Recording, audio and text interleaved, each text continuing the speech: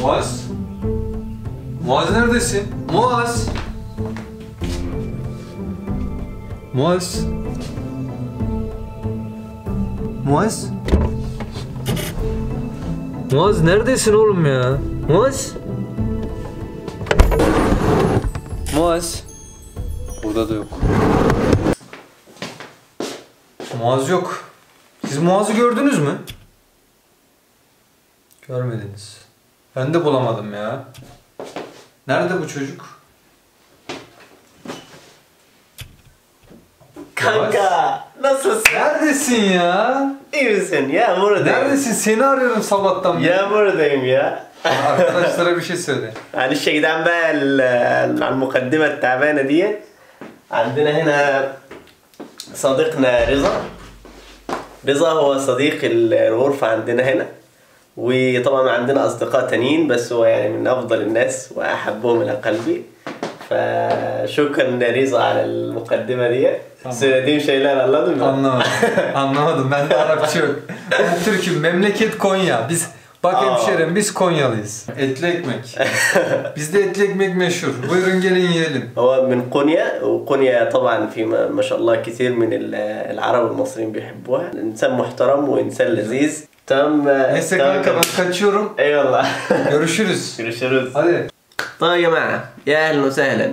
بعد غياب طويل أخيرا فيديو. طبعا زي كل مرة بعتذر على التأخير ده، بس هو صراحة ما كانش في إيدي. يعني موضوع الدراسة والكلام ده دخلت في بعضها تاني، والدراسة كانت ضغط علينا جدا، فصراحة كان صعب إن أعمل فيديوهات جنب الدراسة.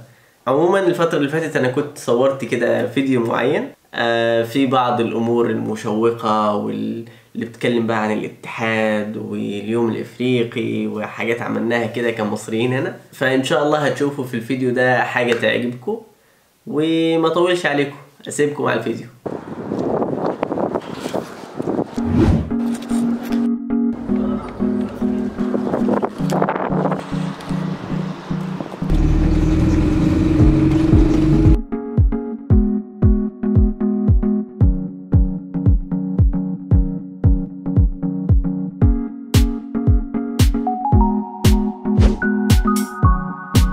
طب انا مستعجل حبتين النهارده لان دلوقتي عندي حصه فيزياء. ايه حصه فيزياء اسمها محاضره فيزياء يا باشمهندس. عموما عندي دلوقتي محاضره فيزياء 3 ساعات، فهروح اتنفخها كده وارجع لكم تاني.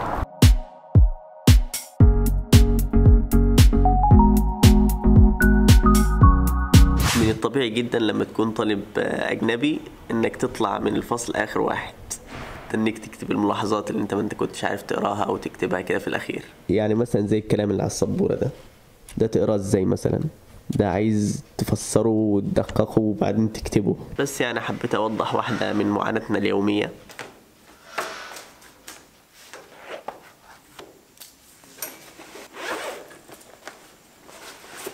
طيب النهارده الجمعه، فغالبا هنروح للصلاه، ولكن فاضل على الصلاه ساعه تقريبا.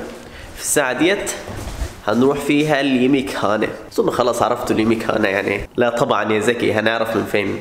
اليميكهانا هي مطعم الجامعة، فرايحين لمطعم الجامعة ان شاء الله. بس مطعم الجامعة بعيد شوية، هنا الكلية بتاعتنا وهو فوق على التلة هناك، فلازم نتسلق هذا السلم. حلاوة الجامعة والكلية بتاعتنا انها على البحيرة على طول، يعني تكون قاعد في الكلية او على الجامعة من فوق كده وتشوف البحيرة اللي تحتنا دي. في حاجة حلوة هنا الجامعة موفراها، اللي هو ملاعب التنس دي ملاعب مفتوحة تقدر تلعب زي ما انت عاوز، ولكن انت اللي تجيب المضارب والكور بنفسك. والمبنى اللي هنا ده هو مطعم الجامعة، معمول من 3 أدوار، لأن عدد الطلاب في الجامعة ما يقارب 80,000، فازاي هيأكلوا العدد ده كله؟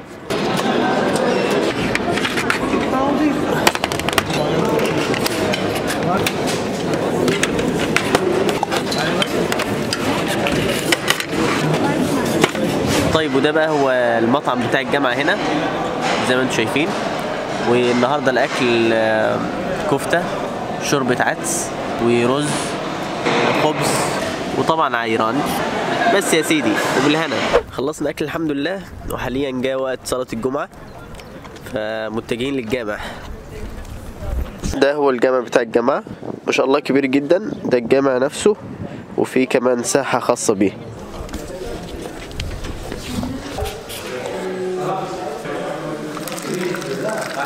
بس دلوقتي عندك جامع كبير، يعني ممكن يوسع 2500 طالب، ومفيش طلاب كتير اتراك بيصلوا، فازاي تجذب الطلاب انهم يجوا الجامع؟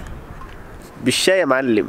الشاي ممكن نقول مثلا انه احب حاجه لقلوب الاتراك، فعملوا في الساحه بتاعه الجامع ده منطقه كده والشاي فيها مجانا، فبتلاقي ما شاء الله الساحه بتاعه الجامع اللي ورانا دي هوريها لكم بعد شويه مليانه خالص بالناس. طبعا مش عشان الشاي بس لوحده، يعني في ناس متدينين وكده، ولكن يعني الشاي بيلعب دور مهم في الموضوع. هي دي بقى الساحه بتاعه الجامع، وزي ما انتم شايفين ما شاء الله مليانه ناس على اخرها.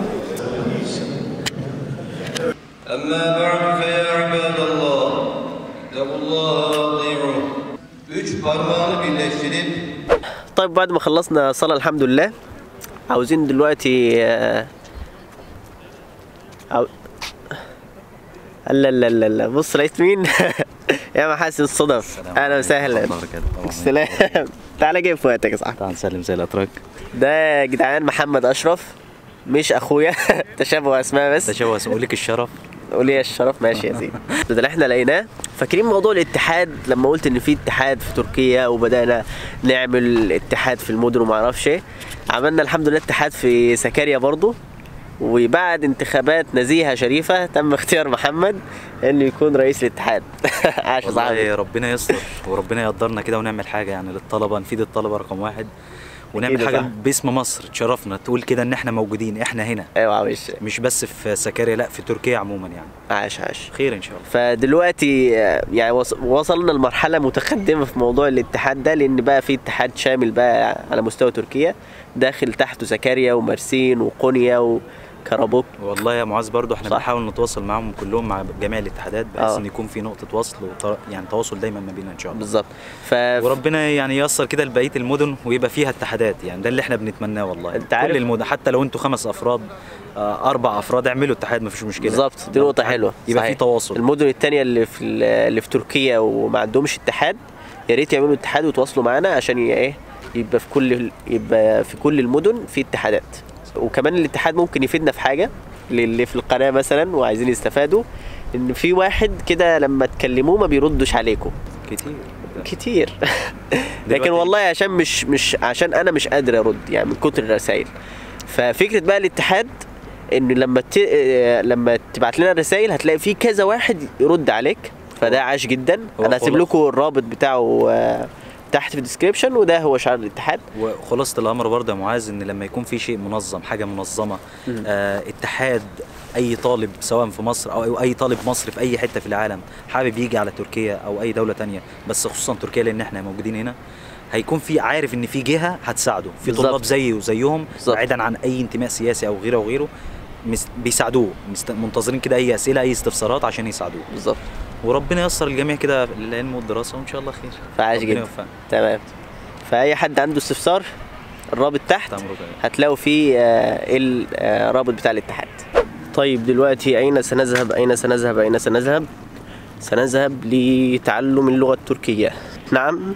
والله بيدونا دروس لغه تركيه واحنا في الجامعه كمان. احنا خلصنا سنه لغه تركي، لكن دلوقتي بيدونا حاجه تانية اسمها تركي اكاديمي، يعني عارفين فيها المصطلحات التركيه بتاعت التدريس بتاع الجامعه والتخصصات والكلام الفاضي ده كله. المبنى اللي بيتعلموا فيه لغه تركيه بيسموه توما. طيب حاليا احنا في المكتبه ومش عاوز اعلي صوتي، فبس قاعدين شويه في المكتبه على ما يجي الليل، عشان ورانا بالليل حاجة مهمة. مش قلنا بقى عندنا اتحاد والكلام ده؟ فالنهاردة في اليوم الإفريقي. اليوم الإفريقي هو إن الدول الإفريقية كلها تتجمع الموجودة في الجامعة ويعملوا حفلة لنفسهم، ودي بتبقى حفلة رهيبة، بيحضر مدير الجامعة وبيبقى زحمة موت. فإن شاء الله هنروح النهاردة، بس نذاكر لنا الأول شوية في المكتبة.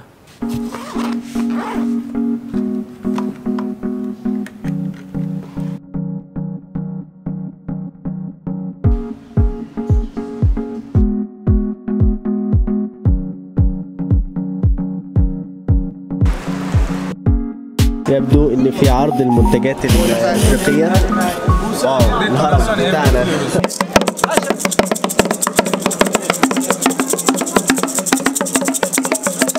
اوعى اللبس السوداني، اوعى اللبس السوداني. ازيك يا احمد؟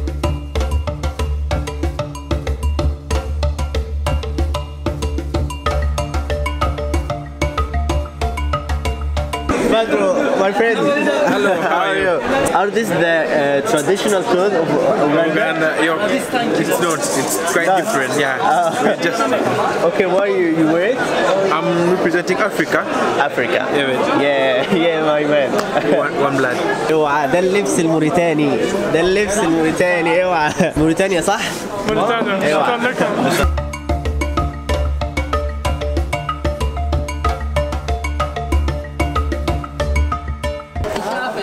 مصريين يا جدعان، تعالى يا مصري. تعالى يا مصري. ما عندناش لبس معين يا مصري. صحيح انا ما كنتش عرفتكم بالناس المصريين اللي هنا، ولكن من ضمنهم مهند ده صاحبنا بيدرس سياسه واقتصاد هنا، مش برضه كده يا سياسه واقتصاد قسم علاقات دوليه. من ضمن الحاجات اللي حلوه في الجامعه هنا مثلا عند السلام بيكون في الجهاز ده اللي هو بينزل لو اي حد معاه كرسي بيركب الكرسي هنا وينزل بيه اوتوماتيك هنا. عاش والله. وجعلناكم شعوبا وقبائل لتعارفوا. دلوقتي المفروض بيقرأوا الفاتحة على الناس اللي ماتت في مصر. هنا صديقنا حسن هو سوداني بس بيقول شعر بالتركي.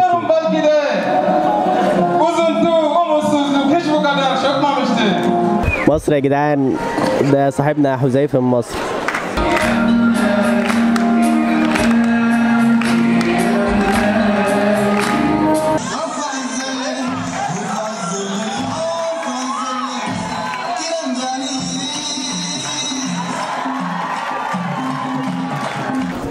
عرض أزياء حاليا.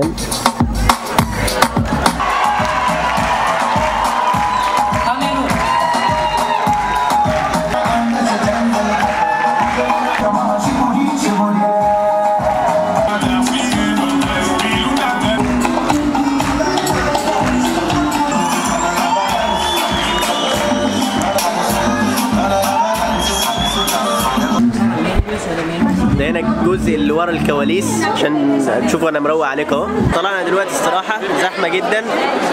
معانا يوسف اهو، واحد مصري كمان لقطناه. اهلا يا يوسف.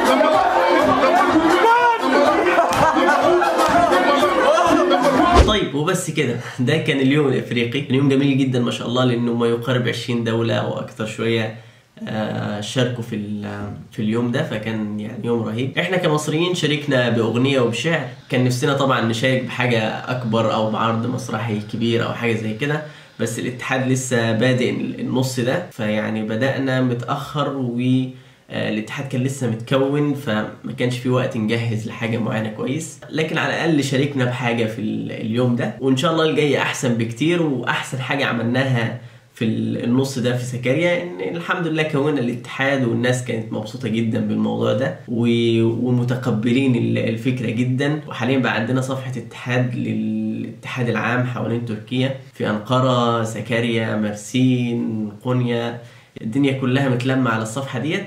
فأنا هسيب رابط الصفحة في الديسكريبشن تحت، تقدروا تشوفوه. وتقدروا طبعا تبعتوا اسئله على الصفحه، انا ادمن في الصفحه، فان شاء الله برضه ارد عليكم فيها. طبعا الاتحاد في تركيا حاليا مش كامل، يعني كل مدينة حاليا ماسكة نفسها، سكاريا شايلة نفسها وأنقرة شايلة نفسها وكل مدينة شايلة نفسها حاليا لحد ما يتم اختيار رئيس كامل للاتحاد، وإن شاء الله هيكون قريبا يعني. فعاش جدا بقى للطلاب المصريين أخيرا اتحاد في تركيا، يعني النصب على الطلاب هيقل خلاص، وهيكون في مساعدات كبيرة إن شاء الله للطلاب من ناحية الاستقبال، من ناحية التقديم على الجامعات، الكلام ده كله، وطبعا كل حاجة تكون مجانية. فإن شاء الله تكون خطوة رهيبة جدا في مستقبل الطلاب المصريين.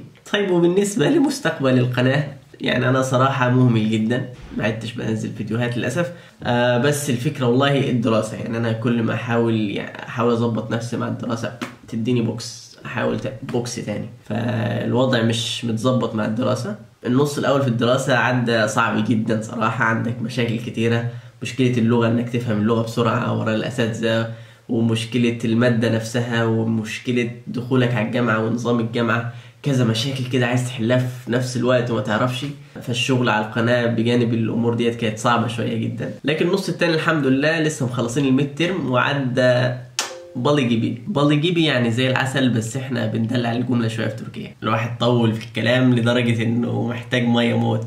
ابوجا ازيك يا صاحبي، ايه الاخبار؟